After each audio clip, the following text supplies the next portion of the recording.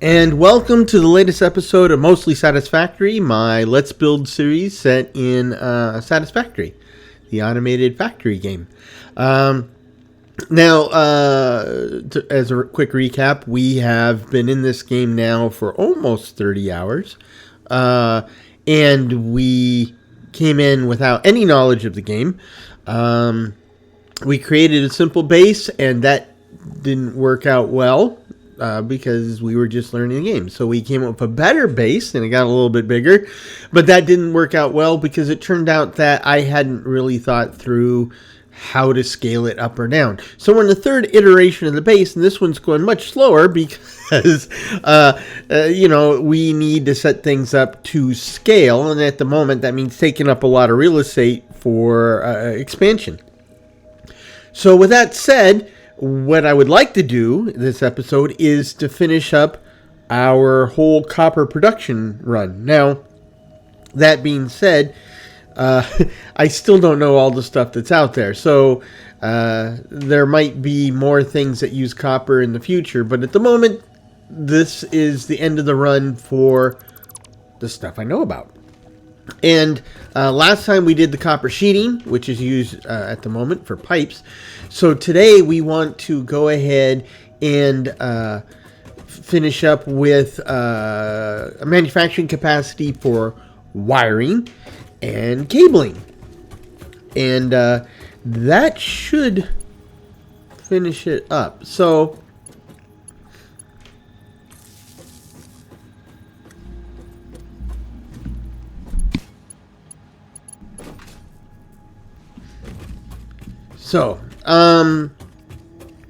if you're new to the series, my version 3 expansion plan includes distributing all the functionality of the factory across multiple islands.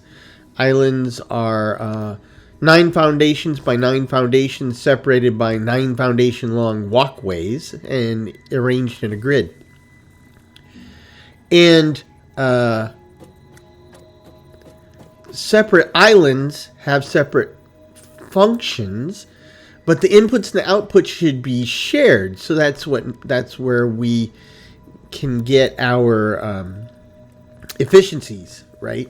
So in this case, I'm building a constructor, and when all the material that comes into this island, this 9x9 pad, will go to one or more constructors, eventually more than one, and it'll be the same input for all of them. And then, of course, they will create an output, and that'll go out, and it'll be a single output type for the entire island, which can then be routed to someplace else. That is the first level of efficiency gains we're going to make. Now, later, we'll start improving performance by upgrading our conveyors and logistics devices to higher technology levels, which will make them faster, more efficient. And we will also, because we have basically a mostly empty island, we'll be able to expand into that emptiness with additional processing power, right? And I assume there's probably upgrades of these basic constructors and other production facilities. I don't know that. I'm just assuming, but that's where we're headed.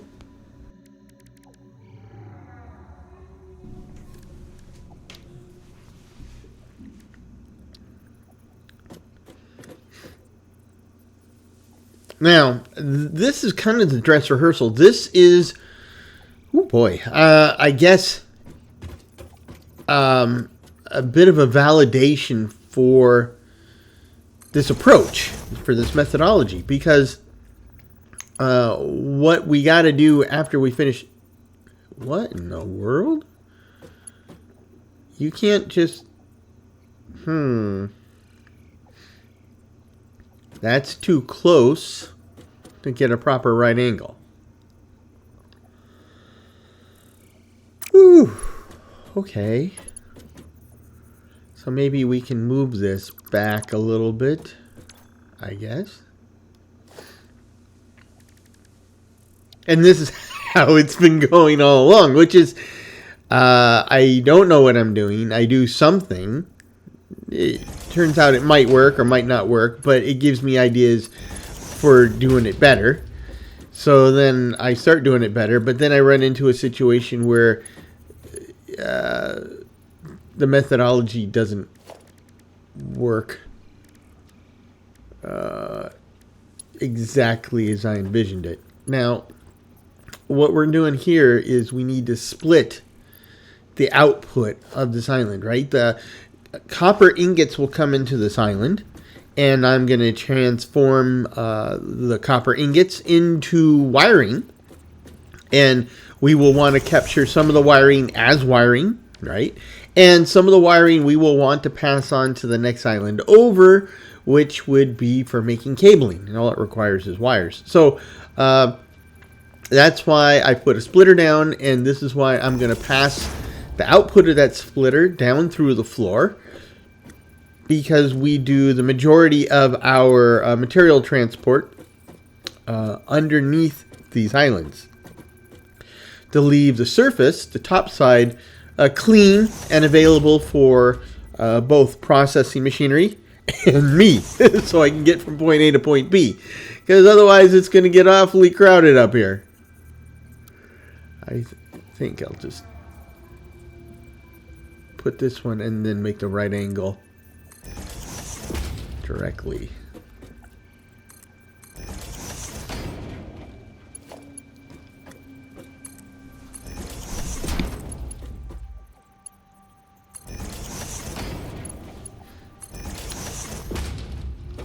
Okay.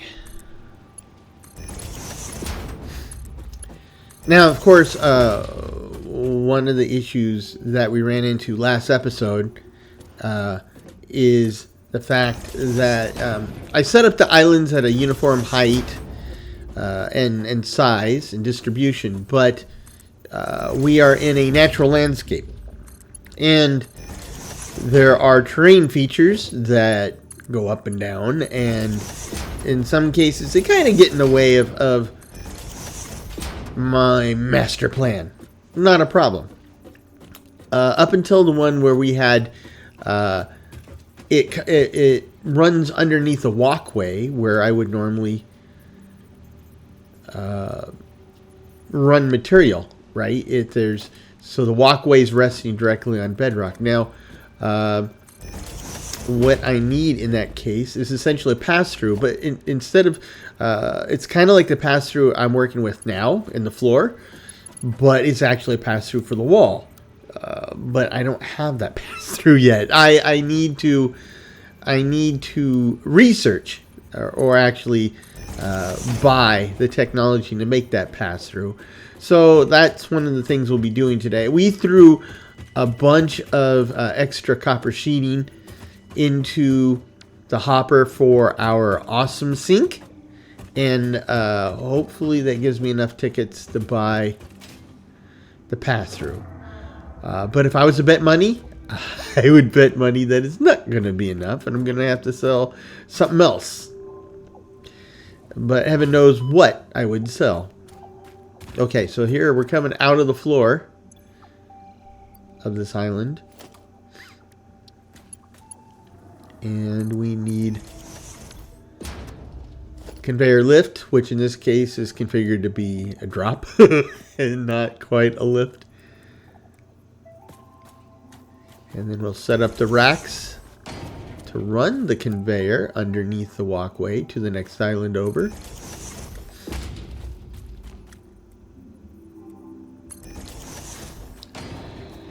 Now, let me just say for the record that if this was like a design for a real factory, I guess it's kind of a graceful design, but it would be a horrible design for a real factory. Because here's the thing, right? Everything in the factory needs to be human accessible. Because eventually something breaks. And that means you got to send a human to go fix it. And if I have these conveyors hanging on the underside of these multiple story structures.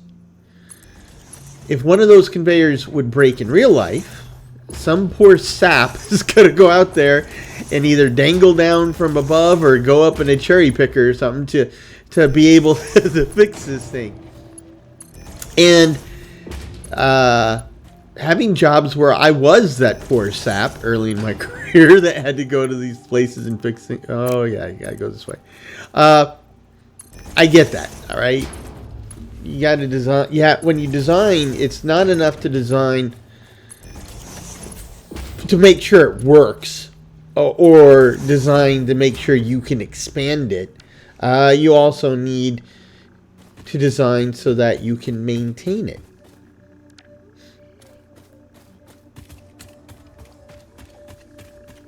Okay.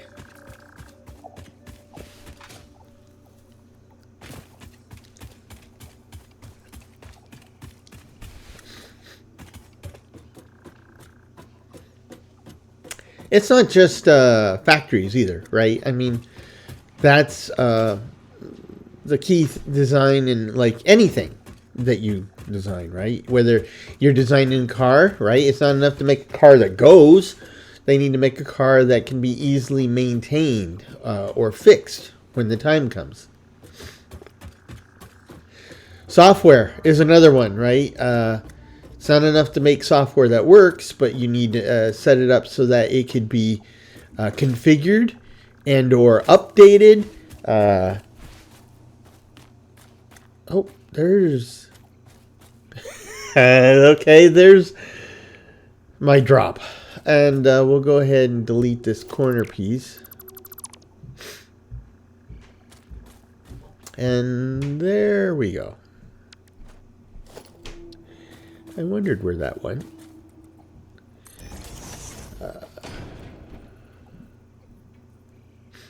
Most of you watching this or listening to this are probably too young to remember, but once upon a time, both TVs and radios used transistor tubes, right? And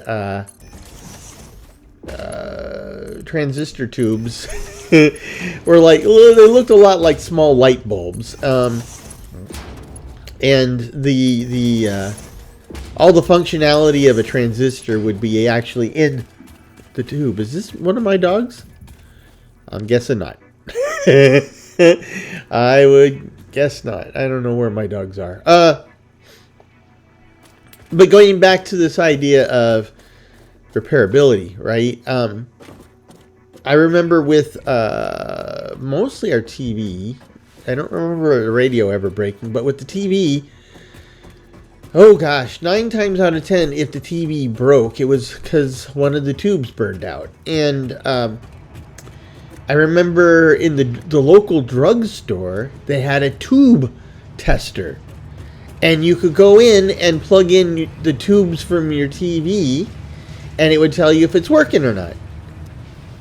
And if it wasn't, then you would go someplace, presumably the hardware store, I mean, or maybe the drugstore, but to go buy a new tube, and then you can reseat the tube in your TV, and that'd probably get you up and running again. But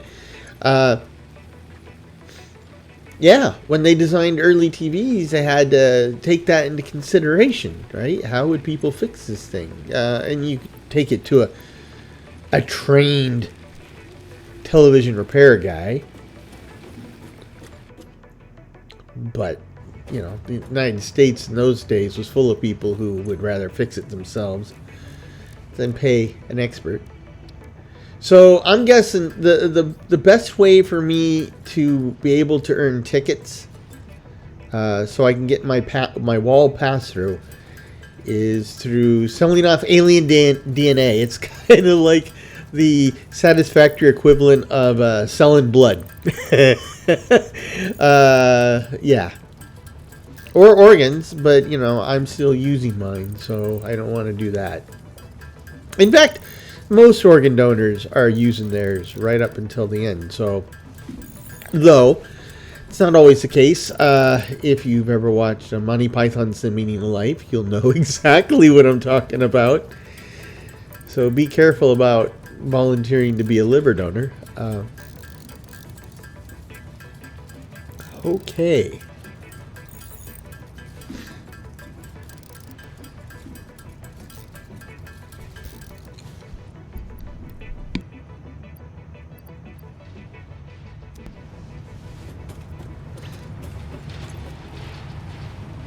And it was interesting too. If I'm not advocating that you open up your modern TV, but I'm telling you that if you do open up a modern TV, it's like mostly a display with a few circuit boards, and the circuit boards are going to have tiny little surface mount components on them. I don't know why.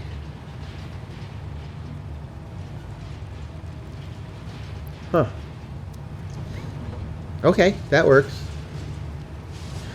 I don't know why it wasn't taking the first item in the list or in the inventory. But okay, let's. I think I have enough to get the tickets I need. I hope. 4. I get 4 tickets. How many do I need? Let's see.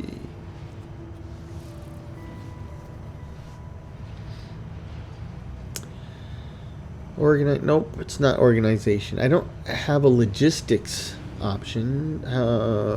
It's different.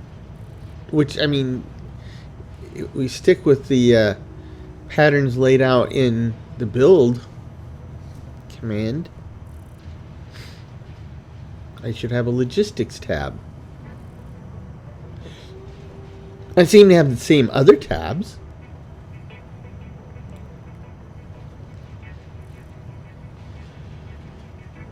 Okay, management is my logistics. Okay, so I need 1 ticket for the conveyor wall hole.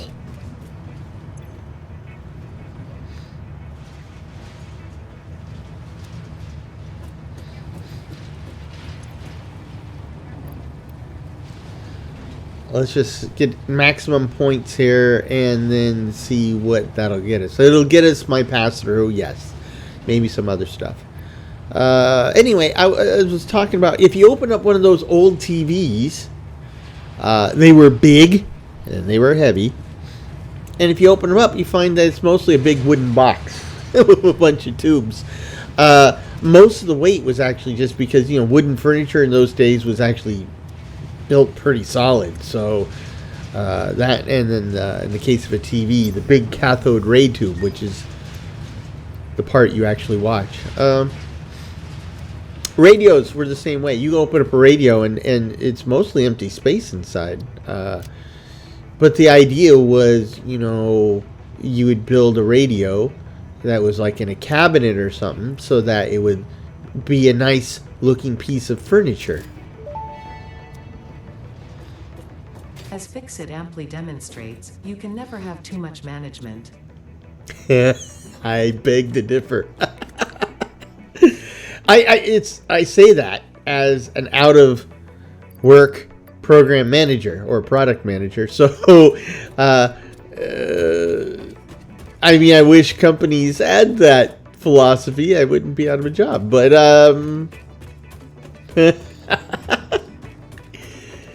okay. Okay, I got the pass through. Let's see if we can pass through. So what? Let's make this cable, and it's selected. So the idea is this. What I'm thinking I can do is on the 2 places where I need to pass materials through the floor, through the ground, I will go and set up a wall with a pass-through on either side of the ground. And then I can run a conveyor from pass-through to pass-through, even though it's going through solid rock.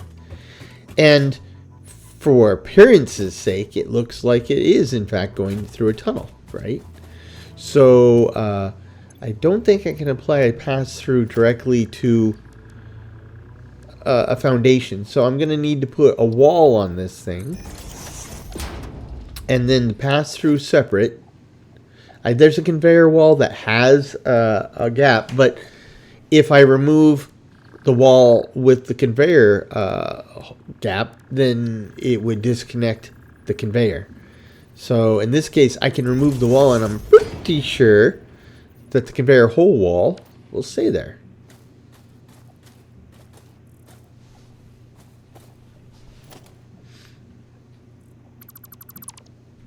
And I was right.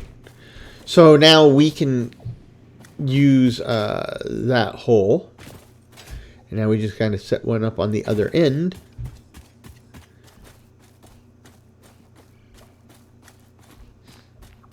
So I need to give me a couple foundations.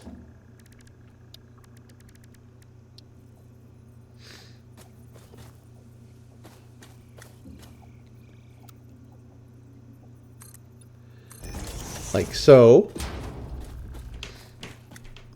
Do the wall trick again.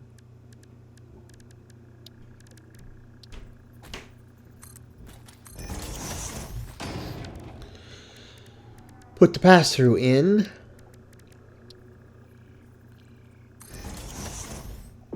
And now I just remove the wall and then run conveyor from pass-through to pass-through. And we should be golden.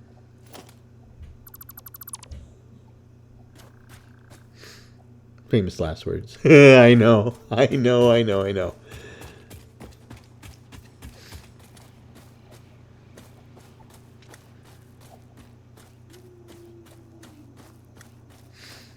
Trying to see if I can see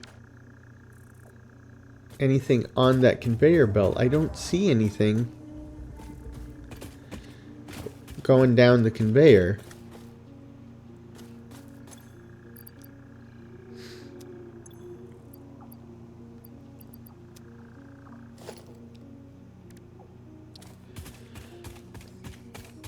Okay, let's...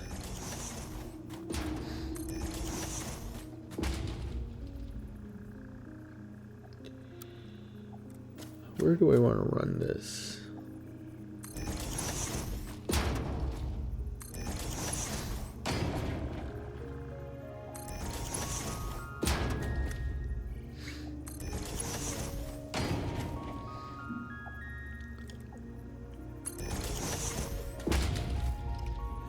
Oops.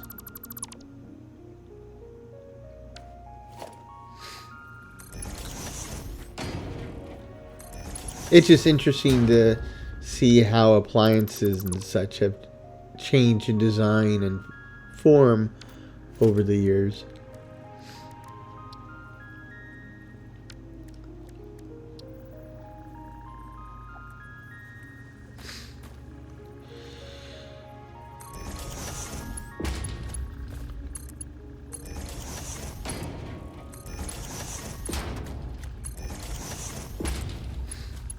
Though I will tell you, if I'm sure you've had some long, oopsie, where does this go? There it goes. We've had some long conversations on your smartphone. Not particularly comfortable.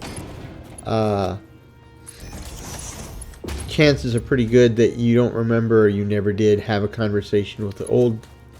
Oh, I need more plates. Never had a conversation with an old style phone handset, right? They're big and bulky, certainly, but for a good 70 or 80 years or more before smartphones, they went through a lot of revisions, and the design that eventually came up generally kind of worked pretty well. In fact, that's why you'll sometimes see old folks. And and remember, I'm older than dirt. So if I call them old folks, they're either my age or even older, which means, you know, they were there when they set up the pyramids in Stonehenge. But some of those folks, they actually got Bluetooth add-ons that connect to their smartphone so that they can have that full-size hand receiver and still talk on their smartphone. And that might seem and feel absolutely bizarre, but somebody with a foot in pretty much all eras, I totally get that. Whoa, I don't need that many.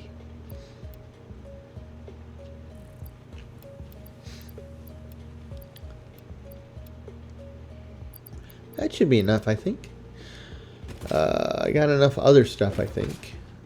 Anyway. So yeah, I definitely, I get that. The nice thing you don't have to worry about with a smartphone is the cord. Because what they would do is clean up their stuff like so.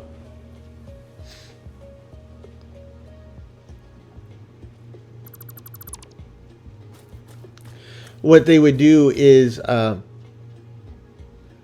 if you wanted, originally the phone was wherever they put the phone, usually in the hallway or something. And if you're on the phone, you were standing there in the hallway, and you didn't really have any privacy. So then, eventually, they came with this idea that if you wanted privacy, that's fine. You could just take the receiver further away from the actual phone set, but that meant longer cords. So cords got longer and longer and longer. And of course, you couldn't talk to anybody in secret because they're walking down the hallway and they see this cord stretching from the phone down the hallway into a room with a door closed. So it's like, they're on the phone.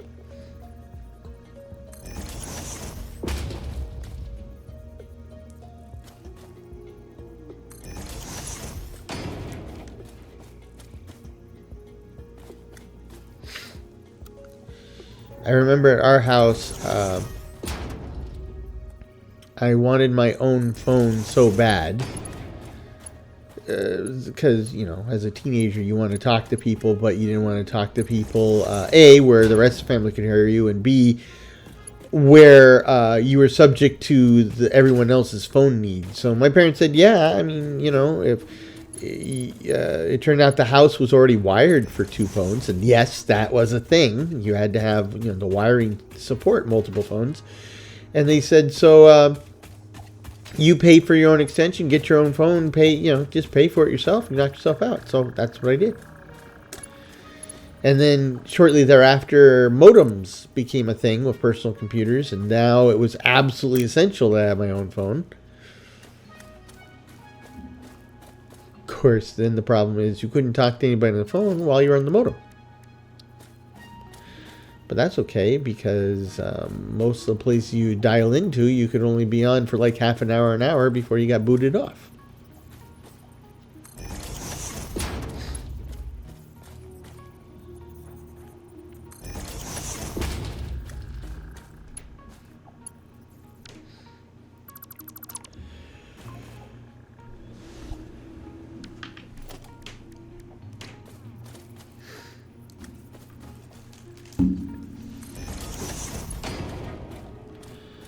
Got to work my way over to our pass-through wall, or foundation, or whatever we're going to call it.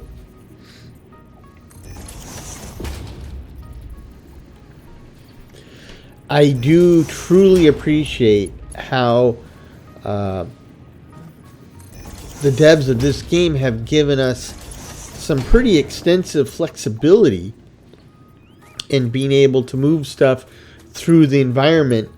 It might not necessarily be exactly how it would or should work in real life, but at least it gives us the illusion that it does. Overlapping other conveyor belts too long? Conveyor belts too long. Oh, this is not good.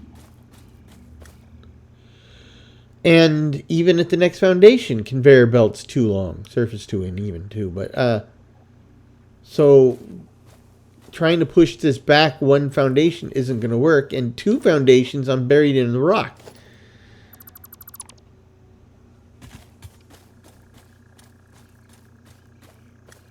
Oh, this is not good.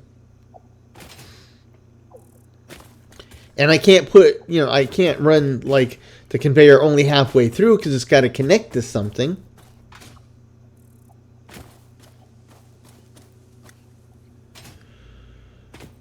Oh boy. Oh boy.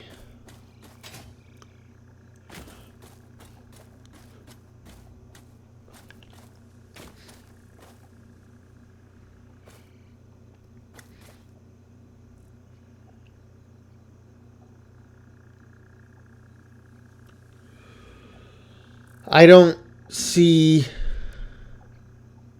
any way around this. Maybe I can put a pass-through over here on the corner. And if I do that, then I can move the pass-through to the other side of the foundation. Basically run it like in a zigzag within this foundation piece.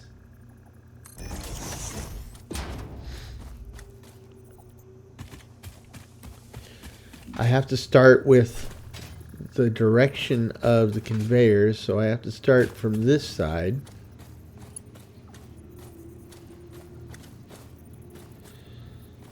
There.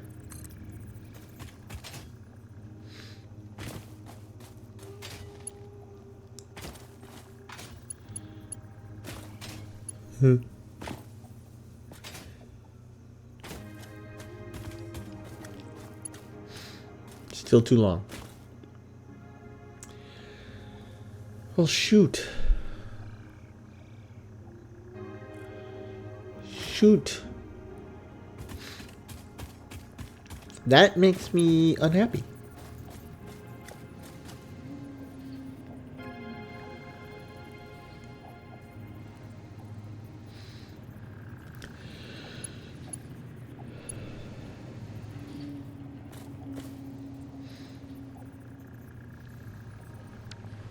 Well, I guess this isn't going to work. So I need to take this part down. I don't really have an option to run it on the side of the foundations.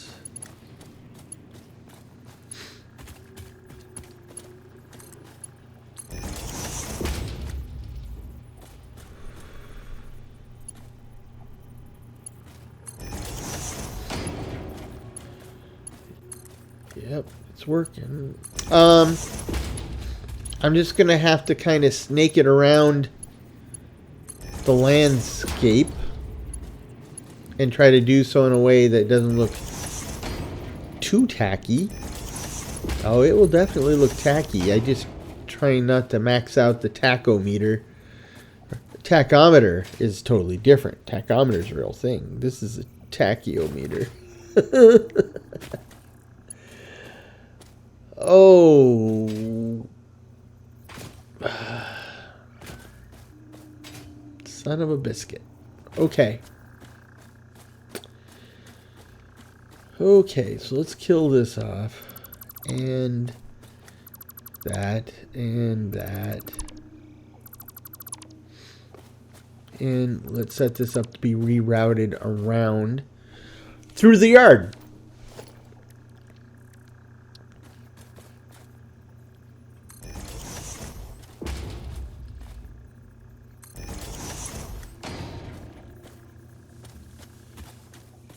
So try to run one, line it up here, though I'm too close and it's too high to get it to line up, I think.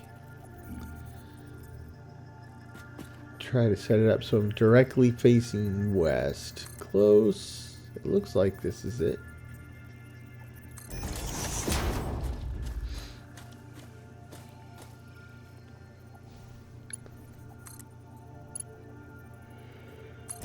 Okay. So that doesn't look great. Doesn't look bad. Okay, now let's see if we can run it straight over this chunk of rock.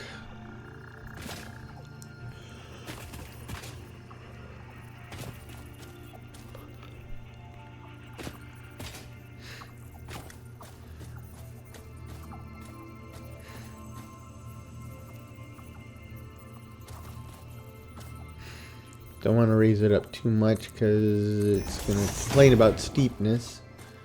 Ooh, you might complain about steepness anyway.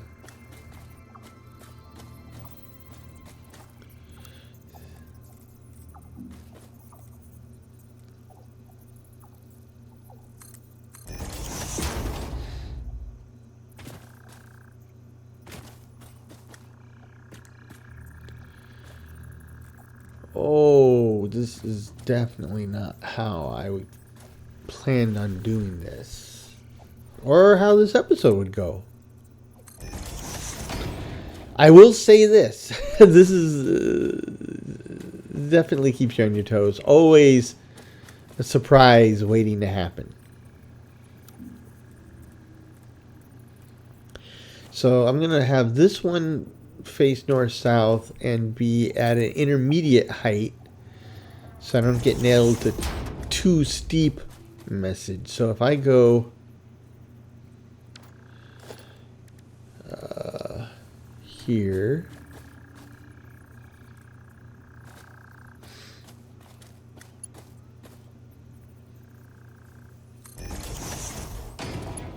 let's actually set this one up to line up with that.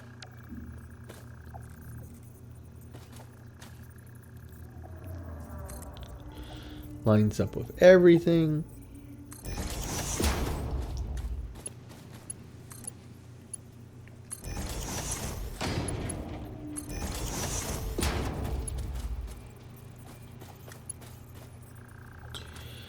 Oh yeah, I need to move this over.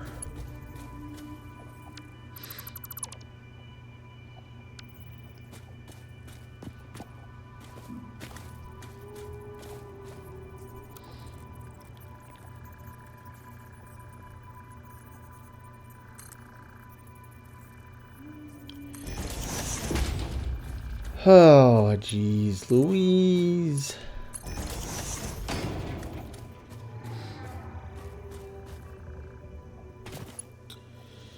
Now we'll need to come down off of the big hill. This is going to be a big drop. We're not going to go all the way down. We're going to raise it up a bit, so, but it does need to be lower than where it is now.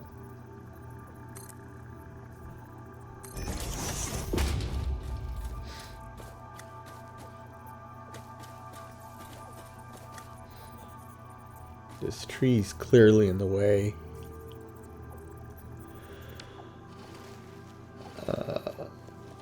There we go.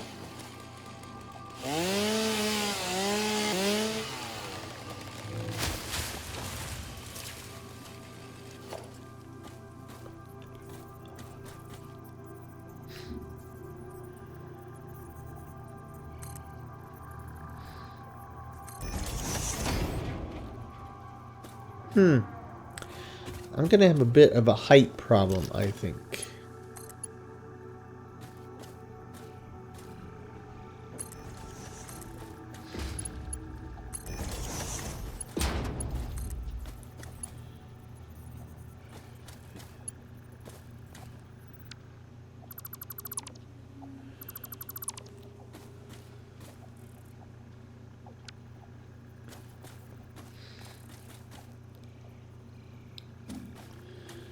Trying to line something up that's intermediary here.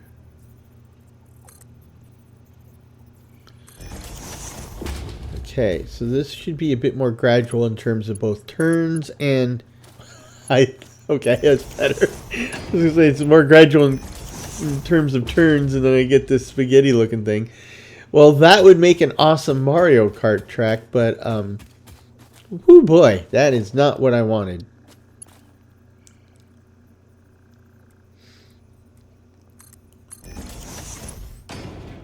Okay, let's...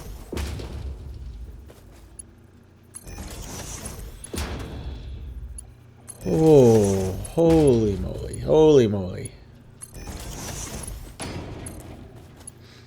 I'm flustered, man. I'm flustered. I mean, this part's easy, just wiring up the obvious bits, but now we got to make sure that everything's coming up the way I want it to.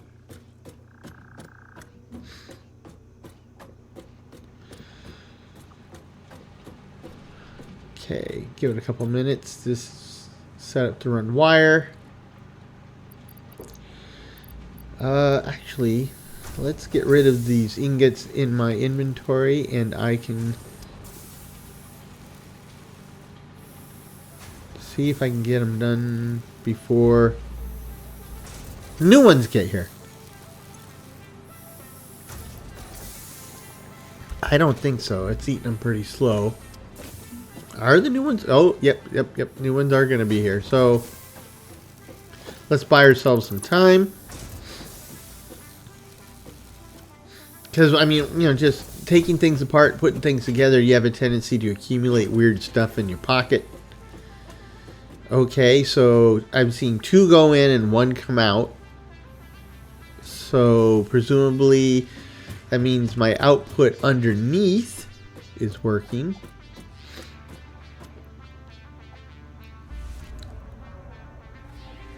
Really? Or not. Oh gosh, did I hook something up wrong?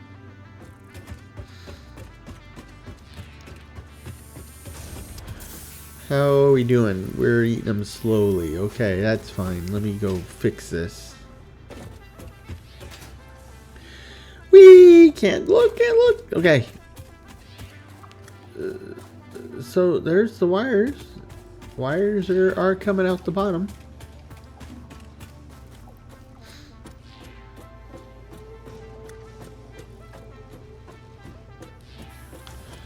So I guess I just couldn't see them from this angle, right?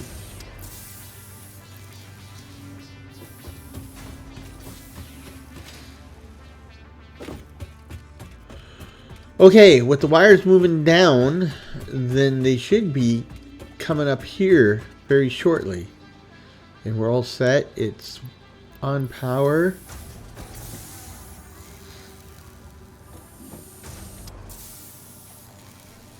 Okay, we got cables coming out of it.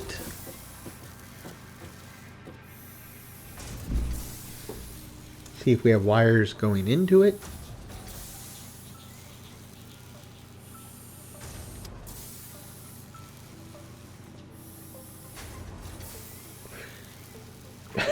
As Tom Petty would say, the waiting is the hardest part. He didn't play this game.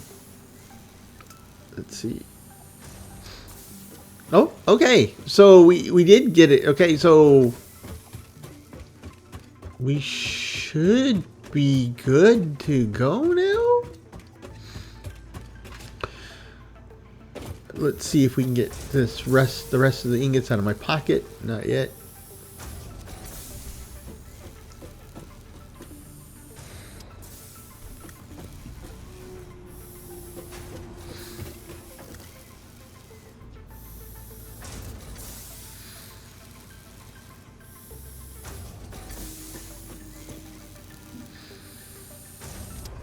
It's going to take a little bit, so let me take this opportunity, start cleaning up the old copper production line. Oh, my stomach. Ah, that's too much.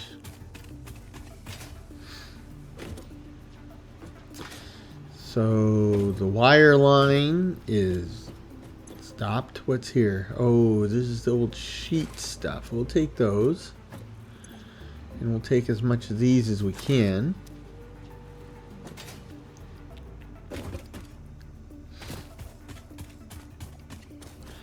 And we'll see how much we can put away into the new storage.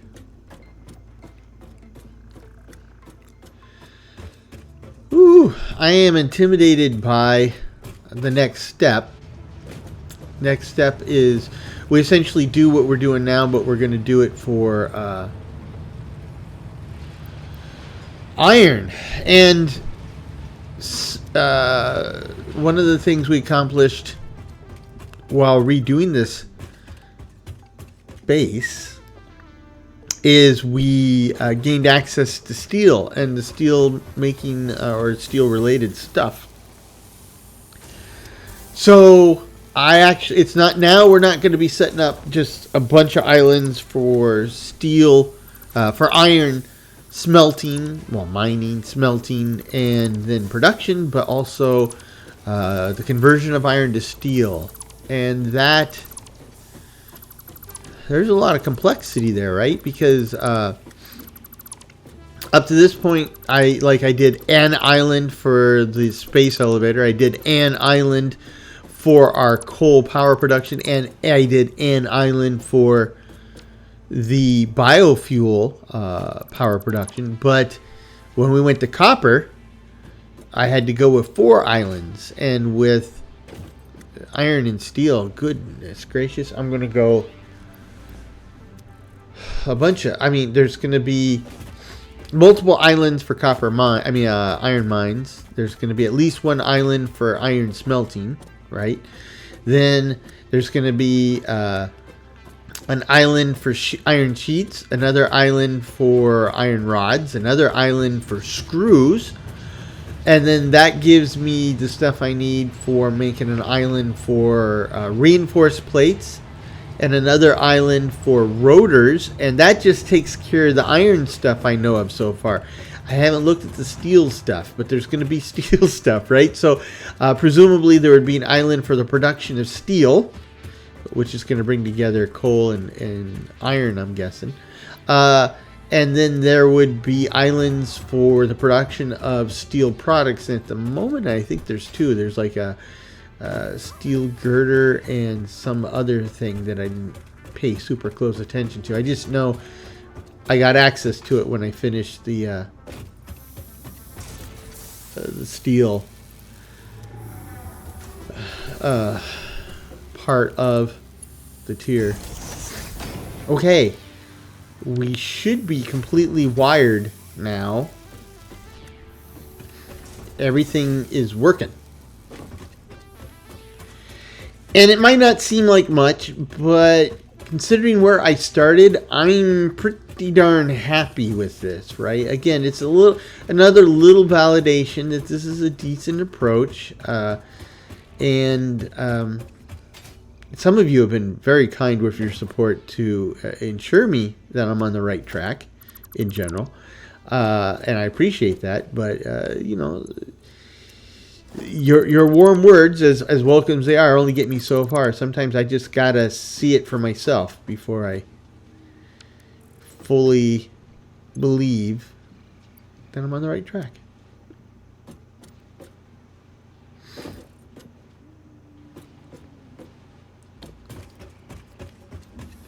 So how much copper is still in this thing? 300, 50, huh? 50 wire.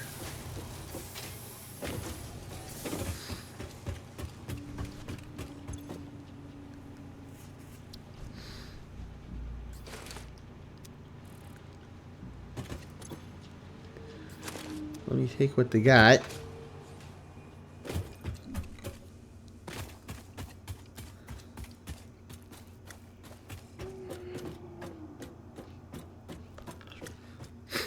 Moving. It's something we don't like to do. In fact, there's big money to be made in a moving company.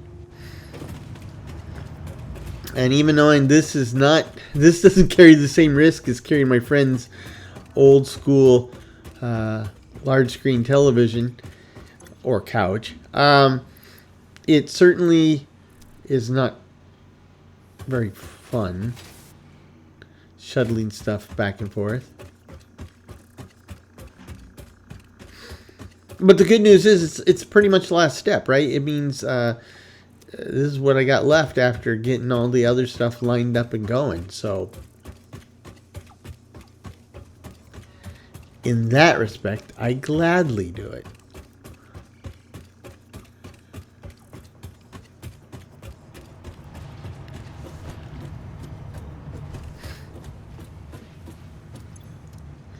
So let me see. This is not what I want. I want the ma'am. Yes, ma'am. Right here. So, one of the things... I got a bunch of quartz. I need to see what I can do. Ooh. More inventory would be nice. 200 of this silica powder stuff.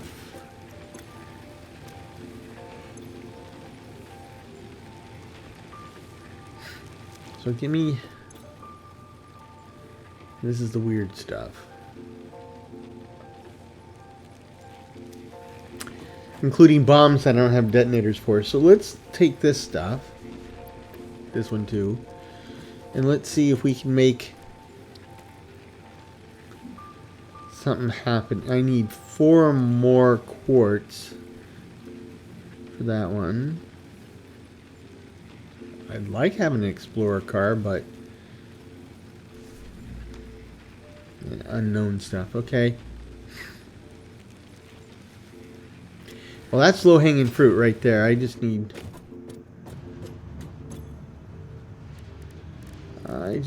quartz crystal 4. And I get 3 at a time. So there you go.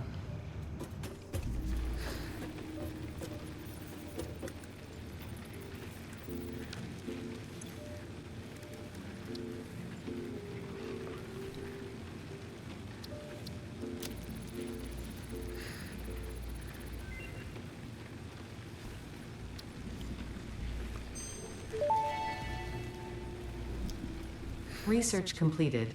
Crystal oscillator recipe unlocked. New quartz research available. Excellent. And now I see that I need even more advanced stuff for this other stuff. So I can do this one now.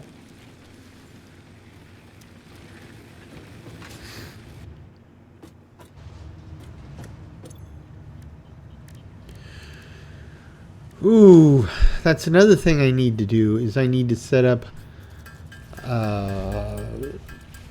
extraction, transport, and refinement of this stuff too. We know we found kind of a jungly, swampy area where there are some quartz nodes that we currently have a bunch of portable miners on. So we could build mining facilities there and then run conveyors through that valley where we found geysers and some other interesting stuff, and then set up islands for processing the results. And that's just, you know, quartz crystal and 2 end products, so that's not nearly as complex as what the iron and steel is.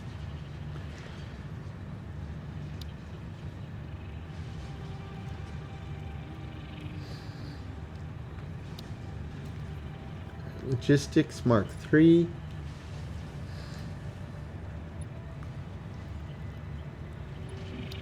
It's going to require a bunch of steel stuff. I don't have the basic steel. This is the advanced steel.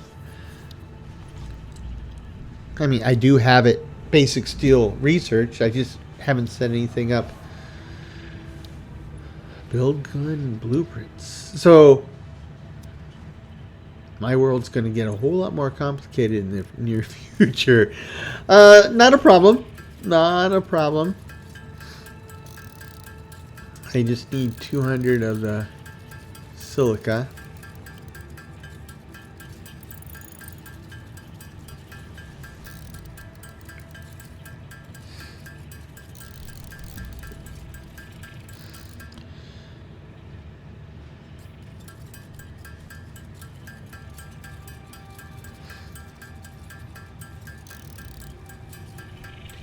You know, with the success of Satisfactory, I've seen a whole lot more automation and factory games out there. I haven't really looked closely at them. I mean, I got Factorio before I got Satisfactory. I enjoyed Factorio.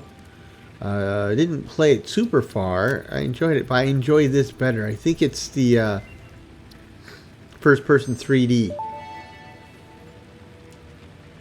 pocket dimension now extra dimensionalized with additional dimensional capacity. I don't know if I told you this story, but at one point at work, I like to get to work as early as possible, and that means I would like to get there without having to stay at home for breakfast, right? So I eat breakfast at work, but the problem is often I like cereal for breakfast, and how do you do the milk thing, right? So I was looking at solutions of maybe using powdered milk, and last time I had powdered milk when I was a kid, man, that was like chalk. But I started doing research into what the milk alternatives are nowadays, and I read the story about a guy who has a friend that really likes milk. He likes milk so much that he will get a glass of milk and then he'll take the powdered milk and dissolve it in his milk because he says he wants more milk in his milk. And so the pocket dimension thing about the pocket dimension expanding the dimensions of the pocket dimensionality type thing just reminded me more milk in my milk. Same type of deal.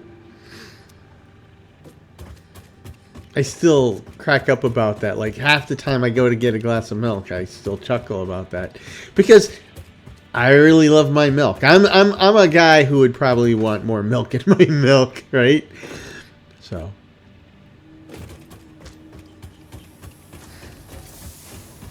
that just also reminds. Oh, we're finally done with this. That reminds me about the whole discussion about lactose intolerance.